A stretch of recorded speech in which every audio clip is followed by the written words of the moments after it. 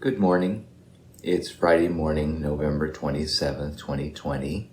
I'm Pastor Mike Custer, the pastor at Bible Baptist Church in Grand Forks, North Dakota, and I'm glad to be able to share some thoughts with you today from God's Word. I hope you had a happy Thanksgiving. Today is the day after, and we think about this time of year especially, we think about traditions, and traditions can be a very good thing. Family traditions can give identity and security to children, and they're things that are important in the life of a family to have. It's important to have things that we do. We just do them all the time. We do them routinely, and it's our family's tradition to do such things.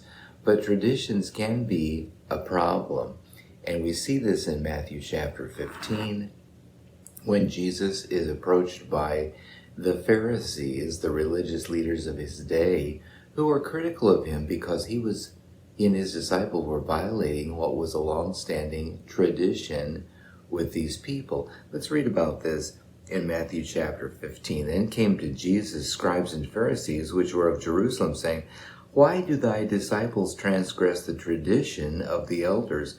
For they wash not their hands when they eat bread."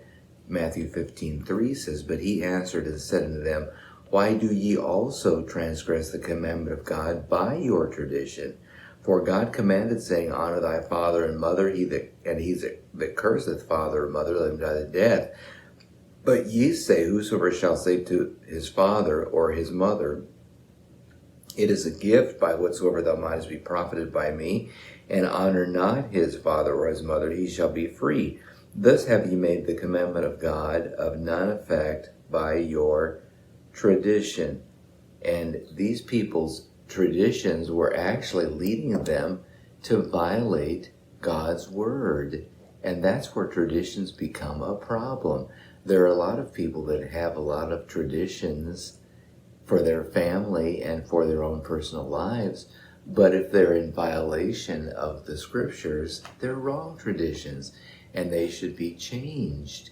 They should be sometimes totally eliminated from somebody's life because they have no basis in truth. It's just something we've always done.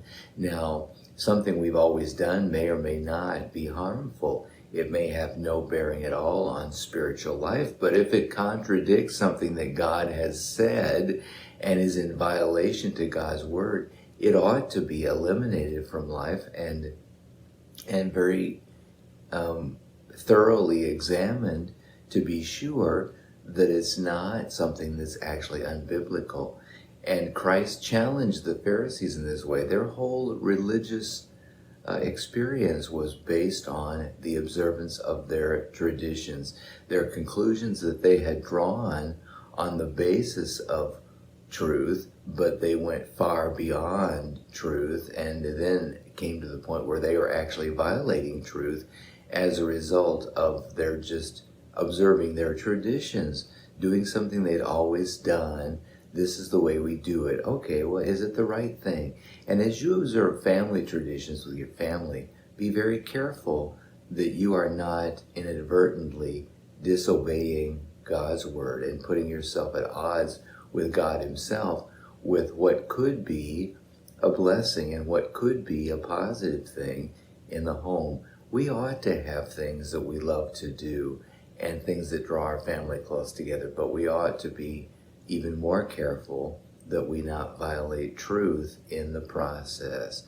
Observe your family holiday traditions, but be very careful that they're in keeping with the truths of God's word.